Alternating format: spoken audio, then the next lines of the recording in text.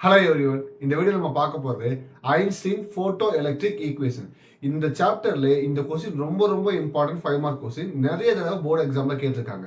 இதை நீங்க நல்லா லேர்ன் பண்றதுக்கு சில பேசிக்கான டாபிக்ஸ் நாங்க எடுத்திருக்கோம். அதோட லிங்க் டிஸ்கிரிப்ஷன்ல கொடுத்துருக்கேன். அதை நீங்க பார்த்துட்டு இதை கண்டினியூ பண்ணீங்கன்னா உங்களுக்கு ரொம்ப ஈஸியாவே புரியும். இதே மாதிரி நீங்க லேர்ன் பண்றதுக்கு சேனலை சப்ஸ்கிரைப் பண்ணுங்க, லைக் பண்ணுங்க, உங்களை மாதிரி ஃப்ரெண்ட்ஸுக்கு ஷேர் பண்ணுங்க. வாங்க டாபிக் உள்ள போலாம்.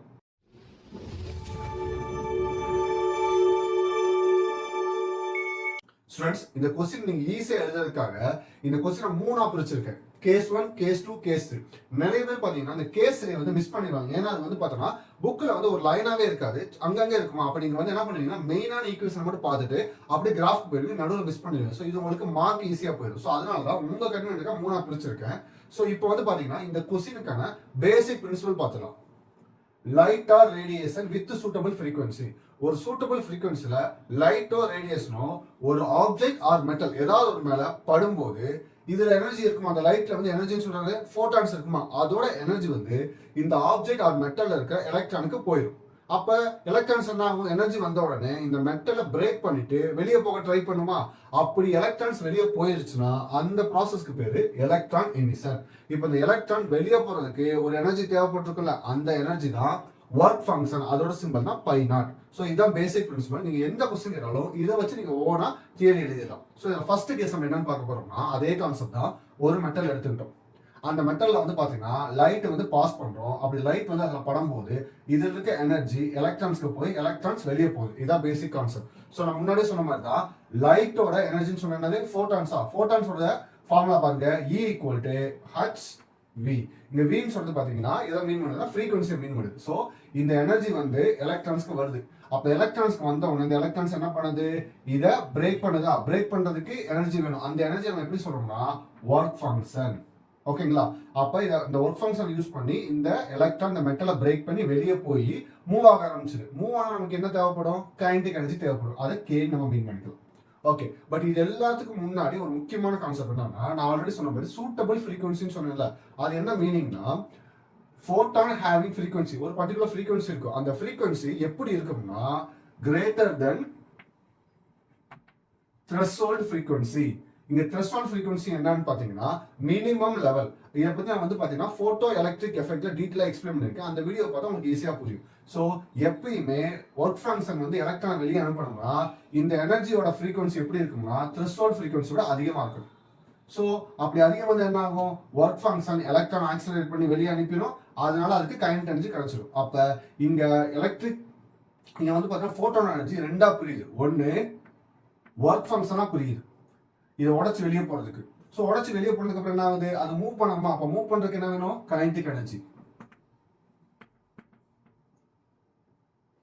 அப்ப போட்டான் எனர்ஜி கேஸ் 1ல ரெண்டா பிரிஞ்சிருக்கு. ஒன்னு ஒர்க் ஃபங்க்ஷன், இன்னொன்னு கைனடிக் எனர்ஜி. அது அப்படியே ஃபார்முலா எழுதுங்க. E equal to total energy equal to work function plus kinetic energy. இப்போ இதோட வேல்யூ சப்ஸ்டிட் பண்ணுங்க. E ஓட வேல்யூ என்னது, h v equal to work function அதே தான் phi naught plus kinetic energy formula உங்களுக்கு எல்லாருக்கும் தெரியும், half mv ஸ்கொயர். ஸோ இது ஈக்குவேஷன் 1 எடுத்துக்கணும். கேஸ் 1 முடிஞ்சு. கேஸ் 2 பாருங்க. கேஸ் 2ல ஒரு சின்ன சேஞ்ச் தான். நம்ம ஜெனரலா சொன்னதான் த்ரெஷோல்ட் ஃப்ரீக்வன்சி விட அதிகமாக இருக்குன்னு கேஸ் 1 பார்த்தோமா. இதுல த்ரெஷோல்ட் ஃப்ரீக்வன்சி விட ஃபோட்டான் ஃப்ரீக்வன்சி கம்மியா இருக்கு. So photons having less frequency. அப்போ ஃப்ரீக்வன்சி ரொம்ப கம்மியா வந்துச்சுன்னா அதை எப்படி மென்ஷன் பண்ணலாம்னு பாருங்க. ஸோ இங்க நம்ம வந்து பார்த்தீங்கன்னா ஃபோட்டான்ஸ் வருது.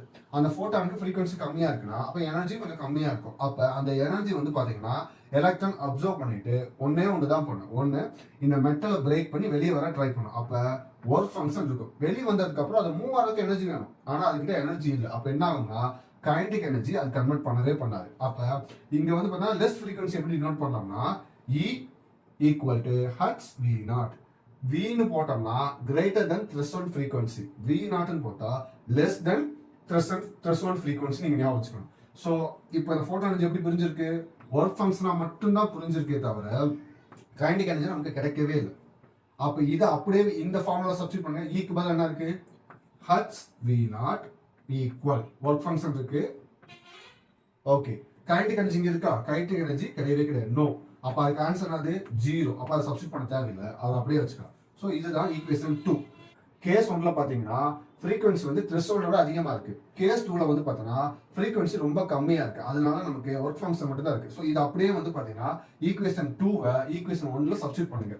சோ பை நாட்டுக்கு பதிலா என்ன பண்ணலாம்? hv நாட் போடலாமா? அதை அப்படியே எழுதுங்க. ஃபர்ஸ்ட் hv பை நாட் பதிலா என்ன இருக்கு? hv நாட் பிளஸ் ரிமைனிங் என்ன இருக்கு? half mv square. ஸோ இந்த ஈக்குவேஷன் தான் ஐன்ஸ்டீனோட போட்டோ எலக்ட்ரிக் ஈக்குவேஷன். பட் இதோட நமக்கு ஆன்சர் முடியல. இதுக்கப்புறம் இன்னொரு கண்டிஷன் நம்ம சொல்லியிருக்காரு. ஃபர்ஸ்ட் ரெண்டு கேஸ்லயும் பாத்தீங்கன்னா டோட்டல் எனர்ஜி ரெண்டா பிரிஞ்சு, ஒன்னு ஒர்க் ஃபங்க்ஷன் ஆகும், இன்னொன்னு கைனடிக் எனர்ஜி ஆகும். கேஸ் 2ல பாத்தீங்கன்னா டோட்டல் எனர்ஜி வந்து ஒன்லி ஒர்க் ஃபங்க்ஷனா மட்டும் புரிஞ்சிச்சு, ஆனா கைனடிக் எனர்ஜி நமக்கு கிடைக்கல. இப்போ அந்த அதே கேஸை கொஞ்சம் மாத்தி பண்றாங்க.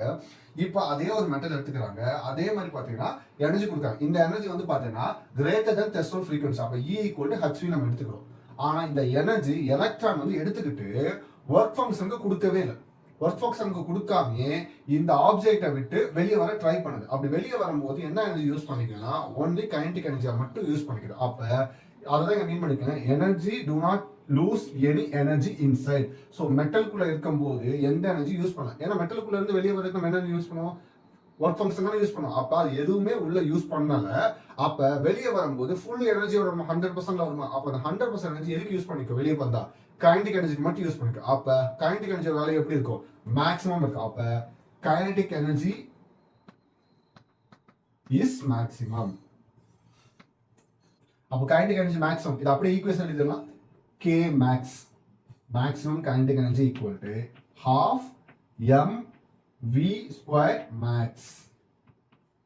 So இது ஈக்குவேஷன் 3 ன்னு எடுத்துக்கலாம். இந்த ஈக்குவேஷன் 3 எடுத்துட்டு போய் ஈக்குவேஷன் 1ல சப்ஸ்டிட்யூட் பண்ணுங்க. hv equal to pi naught plus k max. இப்போ எனக்கு என்ன வேணும்னா k max நான் கண்டுபிடிக்கணும், இந்த ஈக்குவேஷனை யூஸ் பண்ணி. அப்ப அதை அப்படியே சேஞ்ச் பண்ணுங்க. k max equal, இந்த பக்கம் வந்து மைனஸ் ஆயிடுமா? hv minus pi naught. So case 3. So case 1ல எல்லாமே இருந்துச்சு. case 2ல வந்து பாத்தீங்கன்னா கைனடிக் எனர்ஜி இல்ல, ஒர்க் ஃபங்க்ஷன் இருந்துச்சு. கேஸ் 3ல வந்து பாத்தீங்கன்னா நம்ம எனர்ஜி வந்து ஒன்லி கைனடிக் எனர்ஜி மட்டும் தான் யூஸ் பண்ணிருக்கோம், ஒர்க் ஃபங்க்ஷனுக்கு யூஸ் பண்ணல. சோ அதுக்கான ஈக்குவேஷன் தான். சோ இந்த மூணையும் நம்ம கம்பைன் பண்ணி ஒரு கிராஃபா டிரா பண்ணிக்கோ. இதுல மெயின்லி எதை யூஸ் பண்ணிருக்காங்கன்னா இந்த ஈக்குவேஷனையும் இந்த ஈக்குவேஷனையும் யூஸ் பண்ணி கிராஃப் டிரா பண்ணிருக்காங்க. சோ இது எப்படி நீங்க எடுத்துக்கலாம்னா இந்த அப்படி இந்த மெட்டல் மாதிரி இது பண்ணிக்கங்க. ஸோ இதுதான் மெட்டலோட சர்ஃபேஸ். நீங்க ஞாபகம் வச்சுக்கிட்டீங்கன்னா உள்ள இருக்க எலக்ட்ரான் இந்த மெட்டலை பிரேக் பண்ணி தான் வெளியே போகுதா? அப்ப அதே மாதிரி தான் இங்க V நாட் இருக்கு. அப்ப இந்த மெட்டல்ல எலக்ட்ரான்ஸ் உள்ள இங்க இருக்கு. அப்ப என்ன ஆகும்னு பார்த்தா நீங்க எனர்ஜி கொடுத்த உடனே எலக்ட்ரான் இப்படி மூவ் ஆகி இந்த மெட்டலை பிரேக் பண்ணி தான் மேலே போகுதுன்னு வச்சுக்கோங்க. அப்ப இந்த பாயிண்ட்டை வந்து பாத்தீங்கன்னா மினிமம் பாயிண்ட்னு வச்சுக்கலாமா? ஸோ அப்ப நமக்கு செகண்ட் கேஸ் என்ன சொல்லியிருக்காங்க? ஒன்லி ஒர்க் ஃபங்க்ஷன், மெட்டலை பிரேக் பண்ணி மட்டும் தான் வரும், அதை மூவ் ஆகணும்னு சொல்லியிருக்காங்க. அப்ப இங்க இருந்து எலக்ட்ரான்ஸ் மூவ் ஆகி இந்த பாயிண்ட் நின்னுக்குச்சு. அப்ப இந்த பாயிண்ட் வரைக்கும் இருக்கிறது hv not, that's mean less than threshold frequency. ஆனா நமக்கு கேஸ் என்ன இருக்கு? எலக்ட்ரான்ஸ் பிரேக் பண்ணிட்டு மூவ் ஆயிருக்கா? அப்ப இங்க இருந்து எலக்ட்ரான் இப்படி வந்து வெளியே மூவ் ஆயிருக்கா? அப்ப அது வந்து பாத்தீங்கன்னா கேஸ் 1. அது எப்படி வந்துடும்? hv வந்துருமா? அப்ப இங்க ஸ்டார்ட் பண்ணி எலக்ட்ரான் மெட்டலுக்குள்ள இருந்ததுல ஸ்டார்ட் பண்ணி வெளியே மூவ் ஆனது வரைக்கும் இருக்கிறது hv. அப்ப இது ஜஸ்ட் அப்படியே கம்பேர் பண்ணி பாருங்க. டோட்டல் hv, இந்த பார்ட் மட்டும் hv நாட்னா இப்போ இங்க இருந்து என்ன வந்துரும்? Kinetic energy. So hv equal hv not plus k. So இதுதான் வந்து பார்த்தீங்கன்னா ஐன்ஸ்டீனோட போட்டோ எலக்ட்ரிக் ஈக்குவேஷன். ஸ்டூடெண்ட்ஸ், இந்த எக்ஸ்பிளனேஷனும் ஈக்குவேஷனும் உங்களுக்கு நல்லா புரிஞ்சிருக்கு நம்புறேன். இதே மாதிரி நீங்க லேர்ன் பண்றதுக்கு சேனலை சப்ஸ்கிரைப் பண்ணுங்க, லைக் பண்ணுங்க, உங்க ஃப்ரெண்ட்ஸ்க்கும் ஷேர் பண்ணுங்க. Have a nice day.